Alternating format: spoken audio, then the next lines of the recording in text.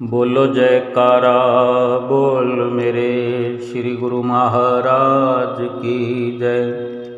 सभी गुरुमुख प्रेमियों से सप्रेम जय सच्चिदानंद।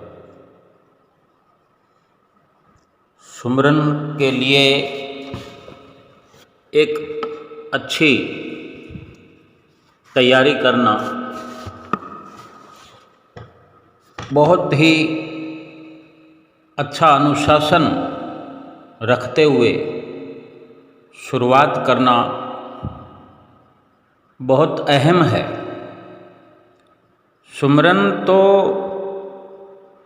अगर हमने ठान लिया है करने का, अगर हमने पूरा अपना मन बना लिया है, और पूरा मन बना लेना चाहिए, और बड़ा खुश दिली से संकल्पित होकर के ये शुरुआत की जाए और शुरुआत करें। और शुरुआती दौर में क्या होता है कि जो वैसे तो अमूमन एक उम्र का तकाजा होता है कि अगर सोचें कि 20-25 साल की उम्र में सुमरन भजन अभ्यास की, ध्यान की अधिकता होती है, तो ऐसा तो कम संभव है। लेकिन कुछ उम्मीद अधिक ये होती है कि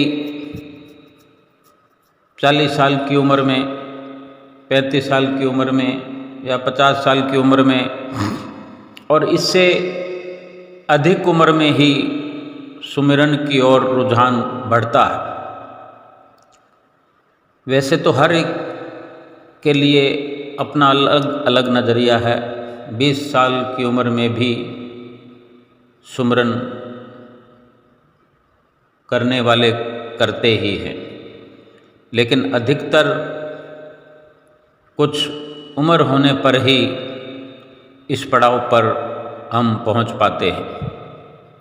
या ये हम सोचें कि अगर हमारी उम्र ऐसी है, 50 साल है, या उम्र को भी नज़रअंदाज करें, अगर हमारे शरीर में परेशानी है, कुछ दर्द हैं, या किसी भी प्रकार की रुकावट है, हमने अपनी शुरुआत जैसे भजन सुमरन में की है, कर रखी है या कर रहे हैं और करें, तो चौकड़ी मारने की, आलती पालती मारने की हम कोशिश करते हैं। अधिक देर तक आलती पालती मारने का भी थोड़ा मुश्किल हो सकता है, और कमर के लिए इतना तक कि आलती पालती मार कर अपने हाथों को भी हम अगर अपने घुटनों पर रखते हैं, जैसे कई प्रकार की क्रियाओं के अनुसार शुरुआत करते हैं। कोई हाथ को ऐसे करके बैठना, उंगलियों को, ये जो एक्सरसाइज के नज़रिए से हमारा एक लक्ष्य जो चरम सीमा पर होना चाहिए, एक ही ख्याल हमारा हो कि सुमिरन होना चाहिए।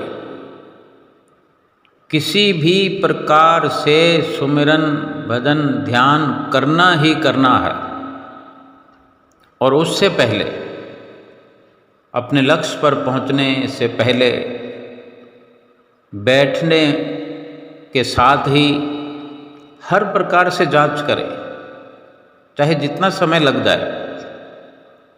शुरुआत करते करते कभी ये घुटना दर्द करता है, कभी वो घुटना दर्द करता है, या कोई पाँव में दर्द करता है, या कमर में दर्द करता है, अपने शरीर को बड़े आराम की मुद्रा में करते हुए, हर संभव प्रयास करते हुए, जांचते हुए कि कहाँ दिक्कत है।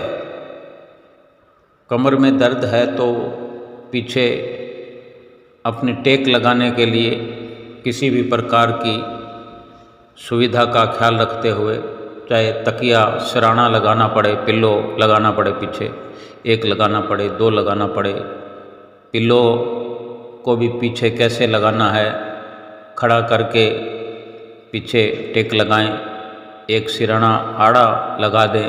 यानी जब टेक दीवार है या बेड पर बैठते हैं तो पीछे पलंग की टेक है, वहाँ हमने सिरानों को लगाया है। कमर के साथ साथ अपना सिर और कंधे, ये भी कहीं ना कहीं तकिए से, पिल्लों से थोड़ा टकरते हुए, छूते हुए, ताकि कुछ हद तक संतुष्टि हो जाए कि शरीर आराम की मुद्रा में है। यानी शरीर से पूछने का भाव रखते हुए, अगर घुटनों में दर्द है तो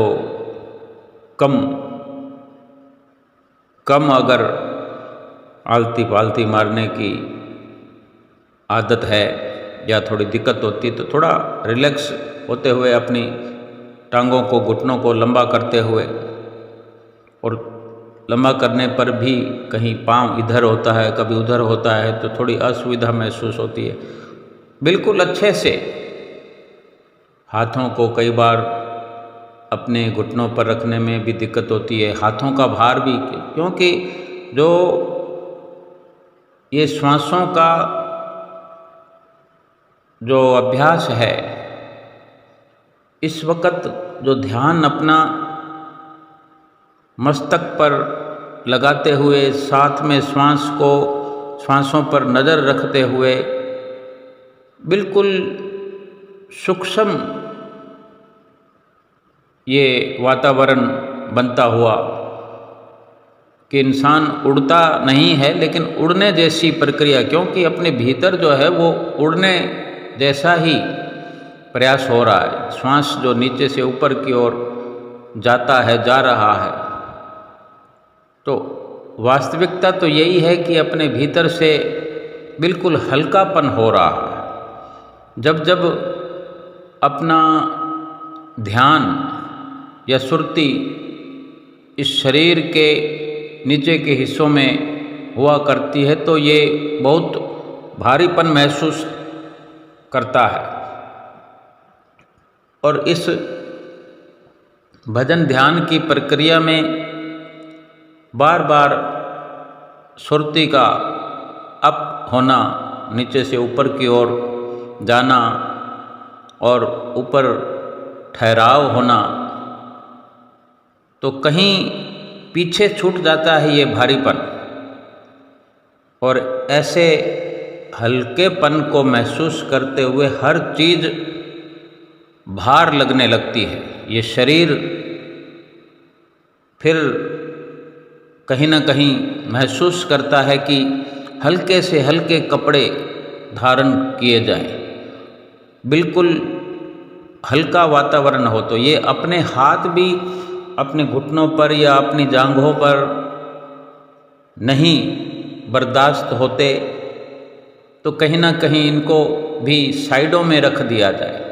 साइड में भी अगर चाहे तो तकिया रख के देखें, पिल्लो एक इधर एक इधर, उन पिल्लों पर रख के देखें। जैसे भी, केवल ये उदाहरण के तौर पर ये हम विचार कर सकते हैं कि कहीं शरीर की कुछ मांग है, कुछ सुविधा की चाहत है, तो ये इतनी सुविधा थोड़ी देर में ही हो जाती है, 2-4 मिनटों में। इतनी देर तक हमने जो चर्चा की है, इसको प्रैक्टिकली करने में 2-4-5 मिनट भी अगर हम देते हैं, खर्च करते हैं रिलैक्स होने में, तो इसका सुमरन को करते हुए बहुत बड़ा लाभ होता है। क्योंकि अगर शरीर रिलैक्स है, क्योंकि काम तो शरीर से लेना है, बेशक भीतरी तौर पर सुमरन हो रहा है, सुमरन करना है, लेकिन माध्यम तो शरीर है, और शरीर अगर स्वस्थ नहीं है तो बैठ पाना मुश्किल हो जाएगा। और बहुत सारे दर्द शरीर में हों तो समझा जा सकता है कि कितनी मुश्किल होती है। जिन माताओं बहनों को, भाइयों को दिक्कत है और सुमरन ध्यान करने की बड़ी लगन है, भीतर से बड़ा विराग उत्पन्न हो रहा है कि मैं सुमिरन करूं, करना चाहते हैं और करना चाहिए। हर स्थिति में सुमरन करना चाहिए, चाहे हम आलती पालती मार कर बैठें, टांगों को लंबा करके बैठें, अपने घुटनों को उकड़ू करके, घुटनों को इकट्ठा करके बैठें, थोड़ा आड़ा होकर बैठें, टेढ़े होकर बैठें। ध्यान हमारा मस्तक पर लगना है, श्वासों को नीचे से ऊपर की ओर जाना है। जुबान जो है कोई किसी हरकत में न रहे, जुबान को उल्टा करते हुए, गोल करते हुए पीछे की ओर गोल बनाकर इस मुद्रा में रखते हुए, और ध्यान अपना कानों से हटा हो। आँखें तो बंद होते ही भीतर का जो दृश्य है वो दिखाई देना शुरू हो जाता है। बेशक अंधेरे से ही क्यों ना शुरुआत हो, आँखों को बंद करते ही अंधेरा तो दिखना शुरू हो ही जाता है। ये तो किसी के लिए भी मुमकिन है। कोई कुछ भी ना समझता हो तो आंखें बंद करते अंधेरा तो हर किसी के लिए हो जाता है। इसी अंधेरे के बीच से रोशनी की किरण जो पहले से है, वो केवल अंधेरा छटने का हमने इंतज़ार करना है। और ध्यान लगाने की जो प्रक्रिया शुरू हो चली है, तो ध्यान लगाते लगाते जो चीज़ जहाँ है उसको तो वहीं मिलना ही है। लेकिन जब हमारे ध्यान की एकाग्रता, सुरती का ठहराव हो जाएगा, होते होते हो जाएगा, तब जो सफलता मिलनी चाहिए उसकी शुरुआत हो जाएगी। उस सब के लिए शरीर की भी एकाग्रता की ज़रूरत है। शरीर अगर एकाग्रता पूर्ण हामी भरता है कि 1 घंटे तक मैं तटस्थ हूँ, यानी एक हमारे भीतर एक ये विचारों की परिपक्वता हो जाए। किसी भी कार्य को करते हुए, संसारिक कार्य तो हम करते ही हैं, ये शरीर आदि है। कितने ही दर्द क्यों ना हो, तो क्या घर के कार्य नहीं किया करते हैं, दुकान के कार्य नहीं किया करते हैं, ऑफिस के कार्य हम सभी करते हैं। या सफ़र का कार्य हो, सफ़र करना होता है, बैठकर जाना होता है, घंटों के घंटों बैठ कर के सफ़र किया करते हैं। और रोज़ 2 घंटे का एक तरफ का सफ़र करना आम बात हो गई है। जिनके लिए सफ़र ज़रूरी होता है उनकी बात है, वे किया ही करते हैं। 2 घंटे जाते वक़्त, 2 घंटे आते वक़्त, कभी एक मुश्त 2 घंटे, कभी टुकड़ों में 1 घंटा इधर सफ़र किया, फिर 1 घंटा उधर सफ़र किया। और आज ये मेट्रो का जो युग है तो 2-3 मेट्रो बदलनी भी पड़ती है। और जो कोई भी कुछ भी कार्य नहीं करते हैं बाहर का, लेकिन अपने शरीर के भरण पोषण का तो प्रयास किया ही करते हैं। उठना बैठना, नहाना धोना, खाना पीना, किसी से बात करना, किसी से मिलना जुलना, तो ये सारा कुछ 24 घंटे में शरीर के लिए बहुत बड़ी ड्यूटी तो हुआ ही करती है। लेकिन सुमरन करते वक्त चाहे काम न करने वाला इंसान हो, चाहे कामकाजी महिला हो, चाहे बाहर ऑफिस का कार्य करने वाली माताएं बहनें हों, भाई हों, सुमरन के लिए विशेष परेशानी हो जाती है। फिर शरीर दर्द करने लगता है, कभी आज ये घुटना दर्द करता है तो कल वो घुटना दर्द करता है, कभी उंगलियों में दर्द होता है, कभी कमर में दर्द होता है। पहले अगर थोड़ा आराम मिल जाए, जैसे देखो हम अपना कार्य अपने घर में किया ही करते हैं, लेकिन कोई कहीं से काम आ जाए, किसी और के लिए कुछ करना पड़े तो फिर हम हिसाब किताब लगाने लगते हैं, फिर हम अपनी सुविधाएं देखने लगते हैं। किसी और के लिए काम करने में फिर हमें अधिक सुविधा चाहिए। तो ये जो भजन सुमरन का काम है, इसको हमने किसी और का काम समझ रखा है। जैसे संतों महापुरुषों ने वचन फरमाए होते हैं, श्री गुरु महाराज जी हमें वचन फरमाते हैं कि भजन सुमरन करो, तो हमें लगता है कहीं हम श्री गुरु महाराज जी की आज्ञा मान करके श्री गुरु महाराज जी का काम कर रहे हैं। लेकिन जब यकीन हो जाता है कि ये किसी और का काम नहीं है, ये हमारा अपना काम है और अपना असली काम ही यही है, और ऐसा समझ कर ही बार बार ऐसा ध्यान करते हुए, सुमरन करते हुए, ये थोड़ी थोड़ी देर में एहसास हमें होना चाहिए कि ये मेरा अपना काम है, ये मैं अपने लिए कर रहा हूँ, ये ज़रूरी काम है। इसके एवज में भजन सुमरन ध्यान करते वक्त चाहे किसी और कार्य की हानि हो रही हो, हानि क्या होना है, किसी कमाई वाले काम में खलल पड़ेगा,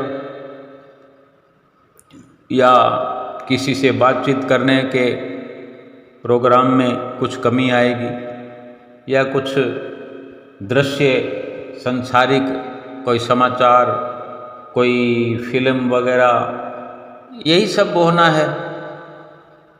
और ये ख्याल अपने भीतर बन जाए कि 2 घंटे भजन सुमरन ध्यान जो हमें नित्य करने की आज्ञा प्रदान हुई है, आज्ञा फरमाई है श्री गुरु महाराज जी ने कि 2 घंटे भजन अभ्यास हर गुरुमुख के लिए ज़रूरी है।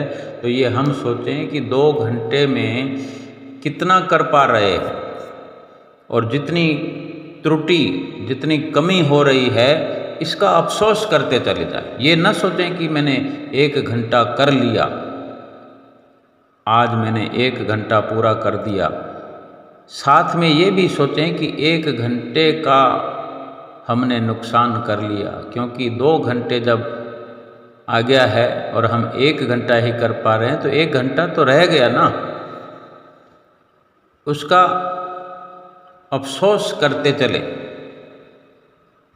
और उसकी पूर्ति के लिए लगातार प्रयास करते जाएं। चाहे 1 घंटे के साथ मुमकिन हो तो थोड़ा थोड़ा बढ़ाएं, या अलग से वक्त मिलने पर किसी भी प्रकार से, कभी 5 मिनट, कभी 10 मिनट, कभी 15 मिनट, जैसे भी हो। कई बार ऐसे होता है कि हम सो जाते हैं रात्रि को, लेकिन नींद नहीं आती। अगर ऐसी अवस्था हो तो हम ये विचार करें कि नींद तो वैसे ही नहीं आ रही है, तो उठकर बैठ जाएं, और उठकर बैठने में, सुमरन ध्यान करने में आँख को बंद ही तो करना है, और सोए हुए भी तो आँख बंद करके प्रयास करते हैं नींद का। वही प्रयास बैठ करके शुरू कर दें। आँखें बंद हैं लेकिन भीतर से अपने भजन ध्यान की विधि को शुरू कर दें। जितनी देर हमारा प्रयास सफल हो वही ठीक है। और जब लगे कि अब निद्रा का हम पर पसारा हो रहा है तो फिर वहीं पर सो जाना है। लेकिन इस प्रकार से चाहे 10-15 मिनट ही हम सफल हो पाए, इधर हमारी भजन ध्यान में हाजिरी लग गई और इधर हमने नींद को आमंत्रित कर लिया, और सोते ही जो सुमरन ध्यान का असर था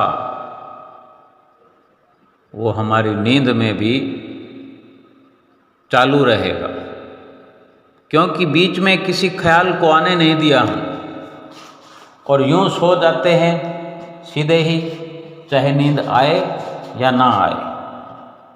नींद आए तो भी जिन कार्यों को छोड़कर हम सोए थे वही ख्याल ऊपर ऊपर दिल दिमाग में भरे होते हैं, या सोए हुए हम आंख बंद करके पड़े रहें और नींद ना आ रही हो, तो उस अवस्था में भी सैकड़ों सैकड़ों ख्याल दिनचर्या के, जिनसे हम मिले थे, जिनसे बातचीत हुई थी, किसी से नोक झोंक हुई थी, कहीं नफ़ा नुकसान हुआ था, और जो कल कुछ कार्य करने हैं रोज़मर्रा के, उनकी चिंता, या किसी से मिलना है, किसी को फ़ोन भी करना है, इन चिंताओं में वो सब के सब चेहरे हमारे मस्तक पटल पर बार बार चक्कर लगाते रहेंगे।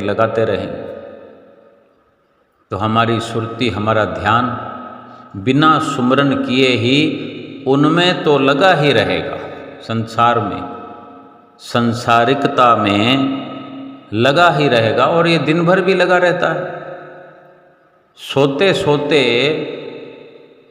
नींद आने से पहले पहले ये सब चलता रहेगा, और अचानक नींद आने पर फिर इन्हीं प्रकार के स्वप्न बनकर भी मस्तक पर उभरते हैं। कई प्रकार के दृश्य देखने का अवसर मिलता है, यानी इनमें कुछ भी, किसी भी प्रकार का लाभ तो होता ही नहीं है, लेकिन नुकसान तो भरपूर है। क्यों हमें श्री गुरु महाराज जी इतने नियमों में बांधते हैं कि हमारी सुरती संसार से हट जाए, हमारा ध्यान संसार से हट जाए। सतगुरु के जो बनाए हुए नियम हैं ऐसे प्रभावशाली हैं, लेकिन अगर लंबे समय तक अभ्यास करते करते करते, चाहे श्री आरती पूजा का अभ्यास हो, सेवा का अभ्यास हो, सत्संग का अभ्यास हो, दर्शन का अभ्यास हो, भजन सुमरन ध्यान का अभ्यास हो, करते करते करते फिर आदी हो जाता है ये तन भी और मन भी। जब आदत पड़ जाती है तो अच्छा लगता है, लेकिन पहले पहल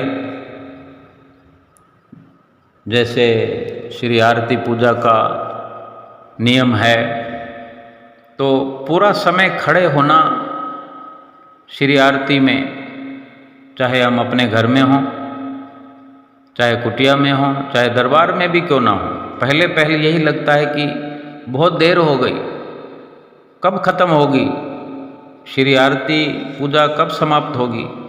और अपने घर में तो हमें कोई टोकने वाला, कहने वाला नहीं है, कभी इधर खिसक जाते हैं, कभी इधर। जिस रूम में जहाँ श्री गुरु महाराज जी का सिंहासन बना, मंदिर बना हुआ है, अव्वल तो विरले विरले गुरुमुख प्रेमियों के घर में घर के सभी सदस्य एक साथ खड़े होकर आरती करते हों। लेकिन जहाँ ऐसा संभव है, वहीं की ऐसी बात भी हो सकती है कि सभी का एक जैसा रुझान नहीं हो पाता, किसी का कम, किसी का ज़्यादा। लेकिन ये बहुत बड़ी बात है कि सब एक साथ खड़े होकर आरती करते तो हैं, लेकिन थोड़ा ऐसा हो जाता है कि कोई आरती शुरू कर रहा है, कोई श्री आरती के 4 पद समाप्त होने के बाद आ रहा है, कोई विनती में आ रहा है, कोई जयकारा निस्तारा में आ रहा है, कोई स्तोत्र में आ रहा है, और कोई और थोड़ा देर से। लेकिन जिसने समझ लिया कि ये मेरा अपना काम है, वो शुरू से लेकर अंत तक आरती पूजा में पूरी हाजिरी लगाएगा। और जब पूरी हाजिरी लगेगी तो हम स्वयं विचार करें, श्री परमहंसों के सामने खड़े हैं, कभी पहली पातशाही गुरु महाराज जी को हम देख रहे हैं, कभी दूसरी पातशाही जी को देख रहे हैं, कभी आरती को देख रहे हैं, कभी तीसरी पातशाही गुरु महाराज जी की तरफ ध्यान चला जाएगा, कभी चौथी पातशाही गुरु महाराज जी की ओर, कभी पांचवीं और कभी छठी पातशाही गुरु महाराज जी की ओर, कभी पीताम्बर को देखने लगेंगे, कभी नीचे बिछे हुए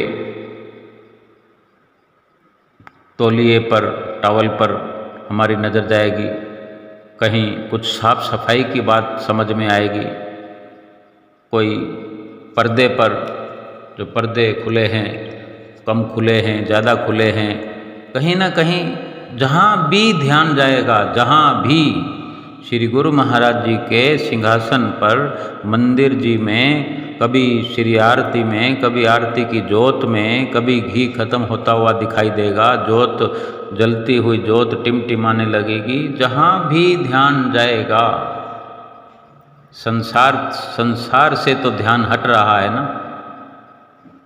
भीतर सुमरन में ध्यान की एकाग्रता इसी प्रकार से एक दिन हमें सफलता दिलाएगी। ये 5 नियम, जैसे सेवा का अवसर है, मिल जाए तो पहले पहल मन ऊबने लगता है, अच्छा नहीं लगता।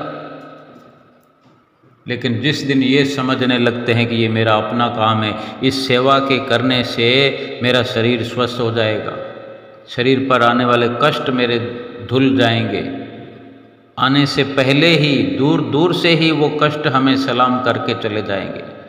सेवा के प्रभाव को जानने पर सेवा करना हमें अच्छा लगने लगेगा। और इसी प्रकार सत्संग में भी बैठने का जो आनंद है, धीरे धीरे बैठ करके ये महसूस होने लगा कि ये जो वचन हम सुन रहे हैं ये हमारे लिए हैं, हमें इन पर अमल करना है। ऐसा लगता है मुझ में बहुत कमियां हैं, मुझे अपनी कमियों को सुधारना है। और इस प्रकार से सुरती उनमें जुड़ते जुड़ते जुड़ते जुड़ते सत्संग का आनंद आने लगता है। फिर ऐसा लगता है कि उस समय के बाद भी, सत्संग समापन के बाद भी दिन में किसी भी टाइम कोई आकर सत्संग सुनाए। अगर कोई ऐसा अवसर नहीं होता तो हम मोबाइल में सुनते हैं, कोई पोथी पढ़ते हैं, यानी मन रुचने लगता है और ये अपने भीतर एहसास होने लगता है कि ये मेरे लिए है। ऐसे ही दर्शन का लाभ है कि दर्शन करके हम उन दर्शनों में खो जाते हैं, सतगुरु के दर्शनों में। वो विचार, वो ख्याल सतगुरु को देखते देखते जो हमारी मन की पवित्रता है वो बढ़ते हुए अपने भीतर एक शाश्वत सुख की अनुभूति होने लगती है। और ऐसे ही सुमरन ध्यान है। इन सभी नियमों में रुचा हुआ मन, ध्यान की बनी हुई एकाग्रता, फिर सुमरन में बैठने पर सभी बदल बदल कर यही तस्वीरें, ये दृश्य मस्तक पटल पर चलते रहते हैं। और इन्हीं के साथ साथ सुमरन ध्यान करने की भी जो टाइमिंग है और रुचि है वो बढ़ने लगती है। लेकिन हर प्रकार से अपने आप को अपनी ज़रूरत के अनुसार अनुशासित करें। ज़रूरी नहीं कि हम अगर दोनों घुटनों को मोड़ करके आलती पालती नहीं मार सकते तो कोई बात नहीं, लंबा कर लीजिए, आड़ा टेढ़ा कर लीजिए। प्राथमिकता ये है कि हमारा ध्यान एकाग्र हो, हमारा लक्ष्य जो है वो भगवान प्राप्ति का है, उसमें सफलता मिलनी चाहिए। इसी प्रकार से हम अपनी शुरुआत करें और बिल्कुल 100% ये अपना काम है, ये अपने लिए हो रहा है, ऐसा बार बार मानते चलें, ऐसा बार बार संकल्प दोहराते चलें और सुमरन का लाभ प्राप्त करते चलें। बोलो जयकारा बोल मेरे श्री गुरु महाराज की जय।